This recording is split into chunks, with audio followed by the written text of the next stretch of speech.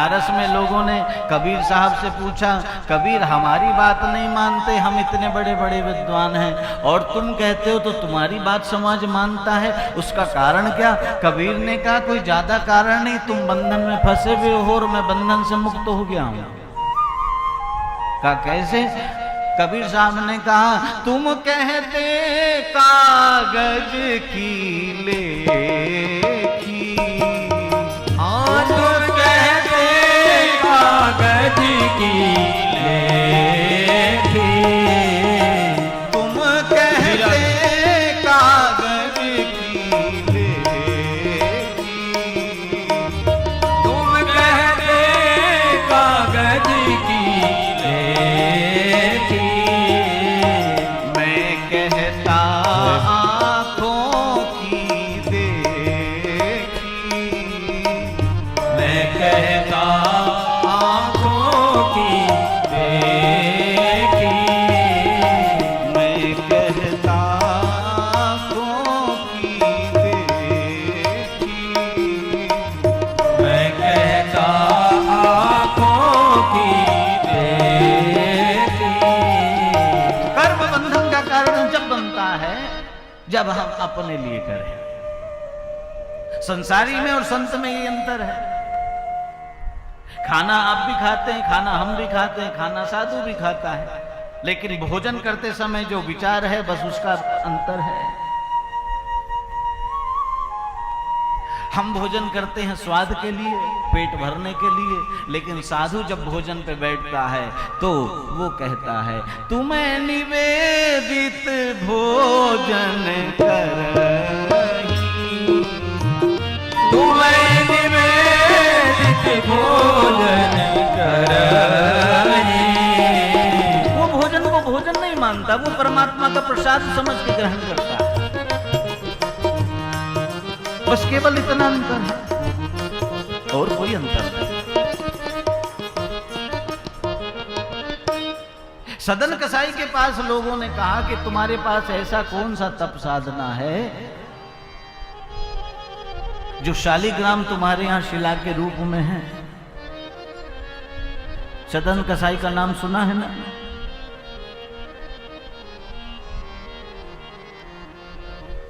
सदन ने कहा कि मेरे पास कोई ना पूजा है ना पाठ है,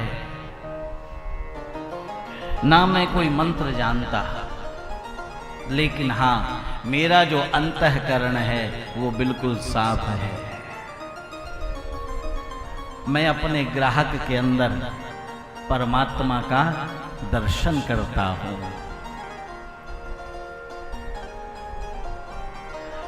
मैं अपने ग्राहक के अंदर ईश्वर का दर्शन करता हूं और मेरा परमात्मा मेरे ऊपर कृपा करता है।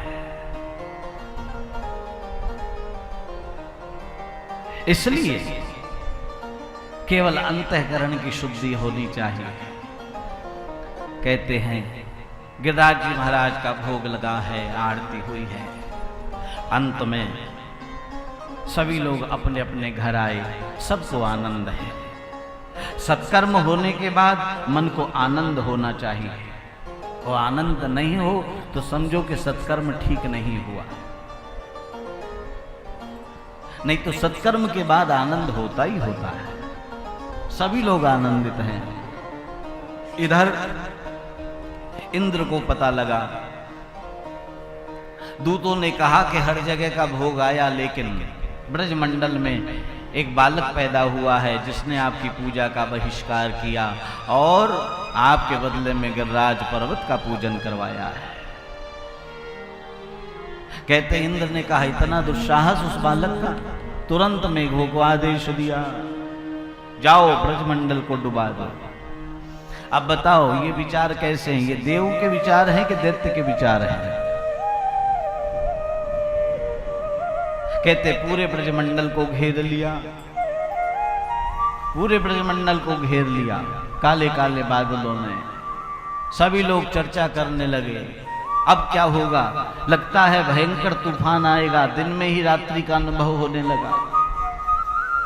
चलो नंद जी के द्वार, कुछ लोगों ने कहा कि हमने तो पहले ही कहा था, लेकिन नंद बाबा के बुढ़ापे में संतान हुई है, इसलिए जो लड़का कहता है वही करते हैं। कहते हैं नंद द्वार जाकर सबने गुहार लगाई। नंद जी बाहर आए, देखो बाबा इंद्र की पूजा करने का परिणाम। कहते हैं गोविंद को बुलाया, गोविंद से कहा, कृष्ण ने कहा मैं क्या करूं। सब लोग निरुत्तर हो गए, लेकिन जो बाल बाल हैं वो चरणों में गिरे और उन्होंने कहा तुम नहीं करोगे तो और कौन करेगा। वो तो नंदलाल संवरिया मेरे, मेरा कोई न सहारा बिन तेरे। नंदलाल संवरिया मेरे, मेरा कोई न सहारा बिन तेरे। गोपाल सांवरिया मेरे, मेरा कोई न सहारा बिन तेरे। गोपाल सांवरिया मेरे, मेरा कोई न सहारा बिन तेरे। मेरा कोई ना मेरा कोई मेरा कोई ना मेरा कोई ना। मेरा कोई ना मेरा कोई। मेरा कोई ना मेरा कोई ना। गोपाल सांवरिया मेरे, मेरा कोई न सहारा बिन तेरे। गोपाल सांवरिया मेरे, मेरा कोई ना सहारा बिन तेरे। मैं तेरा हूँ तू मेरा, मैं तेरा हूँ तू मेरा है। मैं तेरा हूँ तू मेरा है। मैं तेरा हूँ तू मेरा है। ये दुनिया रैन बसेरा, ये दुनिया रैन बसेरा है। काटो जन्म जन्म के तेरे, मेरा कोई न सहारा बिन तेरे। काटो जन्म जन्म के तेरे, मेरा कोई न सहारा बिन तेरे। नंदलाल सांवरिया मेरे, मेरा कोई न सहारा बिन तेरे। लाल संवरिया मेरे, मेरा कोई न सहारा बिन तेरे। मेरा कोई न मेरा कोई मेरा कोई ना मेरा कोई ना। मेरा कोई न मेरा कोई मेरा कोई ना मेरा कोई ना। श्री राधे। सांवरिया मेरे, मेरा कोई न सहारा बिन तेरे। नंदलाल संवरिया मेरे, मेरा कोई न सहारा बिन तेरे। कहते महाराज चरणों में गिर गए, आपके सिवा और हमारा कोई है नहीं। और देखिए मैंने बताया ना अनन्यास, ये ग्वाल बाल जो हैं ये अनन्य भक्त हैं परमात्मा के। ये और किसी द्वार पे नहीं जाते भागते हुए डर के कारण। अगर आपत्ति आई तो ऐसा नहीं कि तूने नहीं सुना तो उसको बुलाया, उसने नहीं सुना तो उसको टेलीफोन किया, उसने नहीं सुना तो उसको, ऐसा नहीं। इनका तो केवल एक भरोसो एक मत, ओ एक आस विश्वास।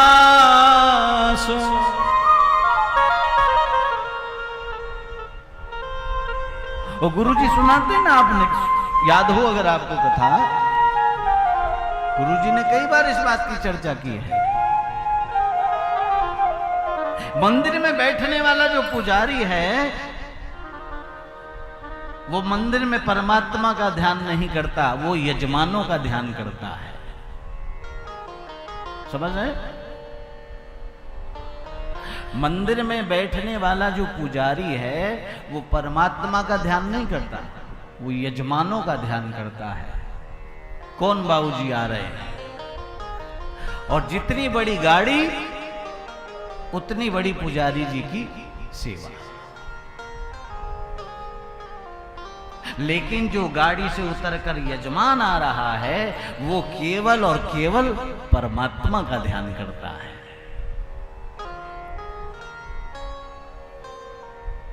स्थान एक ही है, क्रिया भी दोनों की एक है, लेकिन भाव अलग है। वो भी ध्यान कर रहा है, वो भी ध्यान कर रहा है, लेकिन दोनों का भाव अलग है। अब जिससे वो इतना बड़ा सेठ लेने आया है, मांगने आया है, पुजारी तो वहीं बैठा रहता है, वो उससे क्यों नहीं मांगता?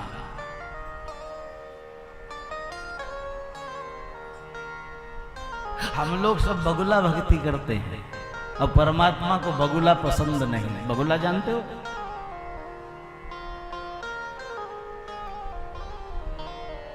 अब सावन आ रहा है तो पंडितों के फोन शुरू हो जाएंगे, अभिषेक करा लो, अभिषेक करा लो, अभिषेक करा लो। अरे जिसे वो जो बैठा है, जिसको तू शीश नवाता है, उससे क्यों नहीं प्रार्थना करता?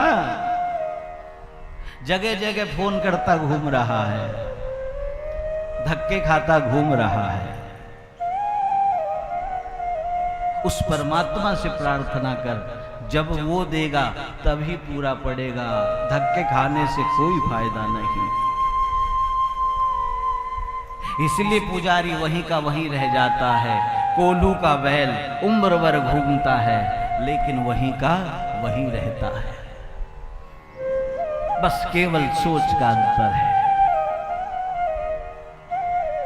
हम सब बगुला भक्ति करते हैं, इसलिए परमात्मा की कृपा नहीं हो पाती। लेकिन ऐसा नहीं, पुजारी भी बहुत उच्च कोटि के होते हैं, ऐसी बात नहीं। जो यजमानों की तरफ केवल श्रद्धा से देखते हैं, बाकी अपने ठाकुर से ही जो कहना होता है परमात्मा से ही कहते हैं। यहीं बुलंदशहर की बात है, बुलंदशहर है, यहां पर एक हमारे वैश्य परिवार है, मेरे परिचित। ऐसे ऐसे भी ब्राह्मण हैं। पुराने जमाने की बात, जब चांदी के सिक्का चले करते थे, तो उनकी मां ने अपने बेटे से कहा कि बेटा, मैंने 1 लाख रुपया नहीं देखा कितना होता है। सुना तो बहुत है 1 लाख रुपया, लेकिन आज तक देखा नहीं। सेठ जी ने अपने मुनीमों से कहा कि आज मां ने 1 लाख रुपया देखने के लिए कहा है, 1 लाख रुपया डालो। अब मुनीम जो है कोष भवन से सिक्के ला लाकर बोरियों में आंगन में डालने लगे। अब वो 1 लाख सिक्के चौक में डाल दिए। चौक में डाले और मां से कहा कि मां ये है 1 लाख रुपया।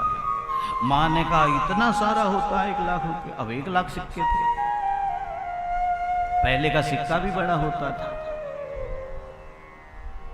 मां ने कहा कि बेटा मैंने देख लिया, अब इन्हें अंदर रखवा दे। बेटे ने कहा कि अब ये सिक्के अंदर नहीं जाएंगे। क्यों? आज पहली बार हमारी मां ने 1 लाख रुपयों को हाथ लगाया है, अब ये दान होंगे। सेठ जी ने अपने पुरोहित को बुलाया। पहले पुरोहित हुआ करते थे, जिस परिवार में कोई भी कार्य हो वही ब्राह्मण जाता था, चाहे कैसा भी कार्य हो। पुरोहित को बुलाया, पुरोहित को बुलाया और कहा कि 1 लाख रुपए ले लो, आज हमारी मां ने पहली बार 1 लाख रुपयों को हाथ लगाया है। और सेठ जी को अहंकार आ गया। सेठ जी ने कहा कि पंडित जी तुम भी क्या याद करो। अब उस समय में 1 लाख रुपया बहुत बड़ी बात होती थी। उस समय का 1 लाख रुपया आज का हिसाब लगाओ कितना बैठता है।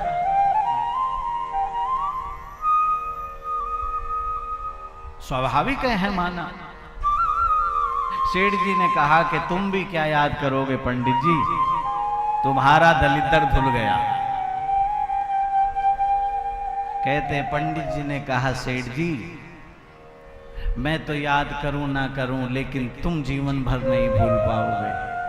और सेठ जी ने अपनी जेब में से 8 सिक्के निकाले चांदी के और 1 लाख रुपए में डाला और कहा तुमने तो 1 लाख दान करे, लो मैं 1 लाख 8 मेरी तरफ से ये गांव में गरीबों को बांटा। मुझे ये सिक्के नहीं चाहिए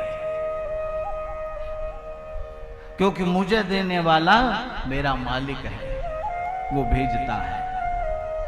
कहने की जरूरत नहीं आना ही बहुत है और मेरे इस दर पे तेरा शीश झुकाना ही बहुत है। जो दिल में है तेरे वो मालिक को खबर है और बंदे तेरे हर काम में उस मालिक की नजर है। सुदामा जी महाराज मांगने जाते नहीं थे बच्चों के लिए तो सुशीला मना किया करती थी, मांगना नहीं किसी से। स्वामी हम कैसे भी समय काट लेंगे लेकिन मांगना नहीं। अगर मांगा तो कृष्ण की भक्ति में दाग लग जाएगा। किसी को कहना नहीं कि मैं परेशान हूं, क्योंकि वो संसार का मालिक है, उसे दिख नहीं रही हमारी परेशानी। मांगना नहीं। और सुदामा जी महाराज ने कभी यहां तक कृष्ण से भी नहीं मांगा, गोविंद से भी नहीं मांगा।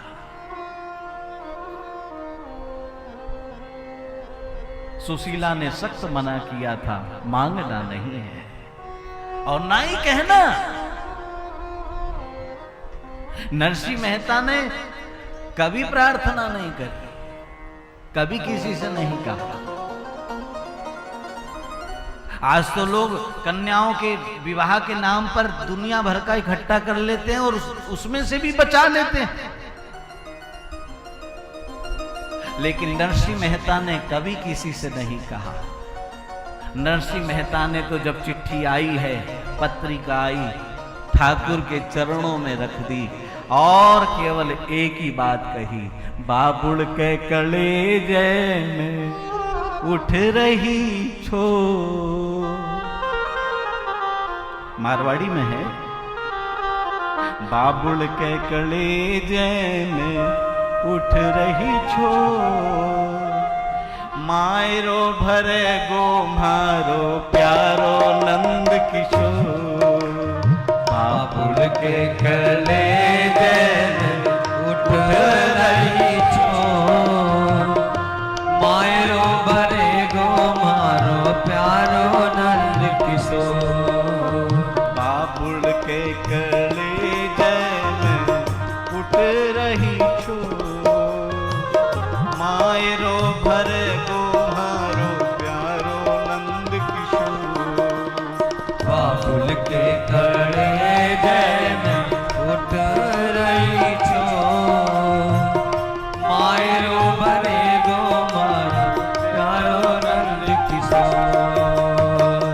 घरे घर मांगू रोटी, खड़ा खड़ा खाऊं, नानी बाई को मायरो में कैया भर खाऊं। घरे घरे मांगू रोटी, खड़ा खड़ा खाऊं, नानी बाई को मायरो में किसने करेगा।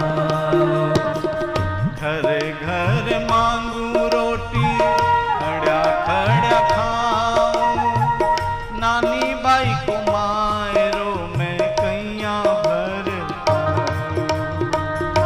घर घर मांगू रोटी, खड़ो खड़ो खाऊं, नानी बाई को मायरो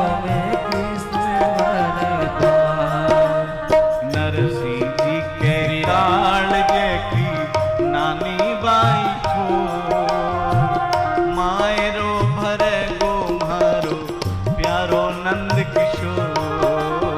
नरसी जी के तालड़ की नानी बाई ठोर। मायरो भरे गो मारो प्यारो नंद किशोर। बाबुल के कले जन उठ रही हो, मायरो भरे गो मारो प्यारो नंद किशोर। एक कलेजे उठ रही छो। मायरो भरे गो मारो प्यारो नंद किशोर। उससे कहो जो कहना है, संसार से कहने से क्या। मैंने बताया था ना मस्त राम बाबा की कथा था, याद है ना। बाबा ने कहा कि हनुमान जी बड़े कि सेठ बड़ा, याद आई। और जब हनुमान जी बड़े तो सेठ से क्यों मांगता है, हनुमान जी से सीधा क्यों नहीं मांगता, दाएं बाएं क्यों घूमता है, सीधी यात्रा क्यों नहीं करता। गधे की तरह धक्के खा रहा है, सीधी यात्रा कर, रेस का घोड़ा बन। क्यों सेठों के पीछे पड़ा हुआ है, हनुमान जी के पीछे पड़ जा। कहते हैं ग्वाल बाल, इतना बड़ा दुख, इतनी बड़ी परेशानी, लेकिन ऐसा नहीं कि कहीं और दौड़ें, कहीं और जाएं ना, कहीं और नहीं। आप ही हैं। डूब जाएगा तो आप जाने, बच जाएंगे तो आप जाने। इन लोगों ने कहा, ग्वाल वालों ने, नंदलाल सांवरिया मेरे, मेरा कोई न सहारा बिन तेरे। और आश्चर्य की बात, हम लोगों के साथ, सबके साथ रोज ये घटना घटती है। हमारे मन को शांति क्यों नहीं मिलती मालूम? क्योंकि रोज हमारे साथ घटता है। रोज आरती करते हैं ना घर में, और क्या कहते हैं, तन मन धन सब अर्पण, गाते हैं कि नहीं? लेकिन कहां तक रखते हैं उसको? केवल मंदिर तक। बाद में सब मेरा। इसीलिए ब्लड प्रेशर हाई होता है, इसीलिए डिप्रेशन होता है,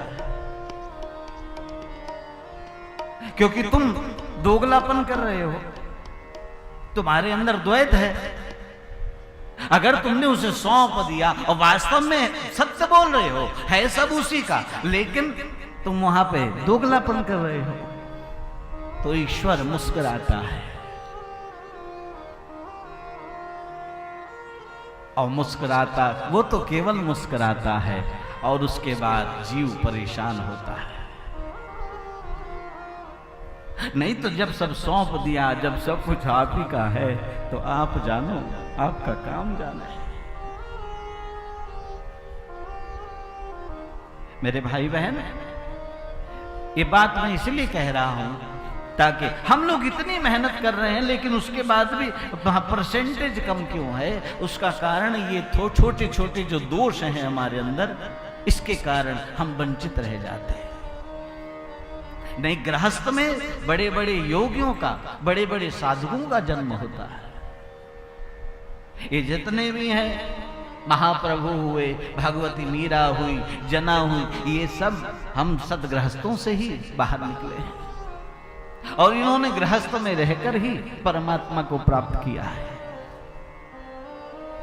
कहते हैं, जब इन्होंने कहा कि आपके सिवा हमारा कोई नहीं, अब तो गोविंद बंध गए, अब तो मुझे करना पड़ेगा। लेकिन ईश्वर भी कभी अपने आप को प्रकट नहीं करता। देखो, जो सच्चा होता है वो कभी प्रकट नहीं करता। ईश्वर कभी नहीं कहता कि मैंने तुझको इतना दिया, और मनुष्य कहता है कि मैंने तुझको इतना दिया।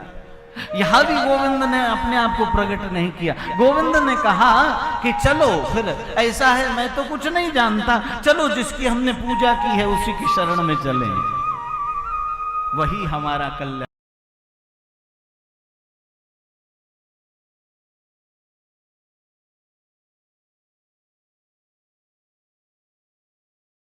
आनंद टीवी से जुड़ने के लिए आप हमें व्हाट्सएप करें 9277395752 पर।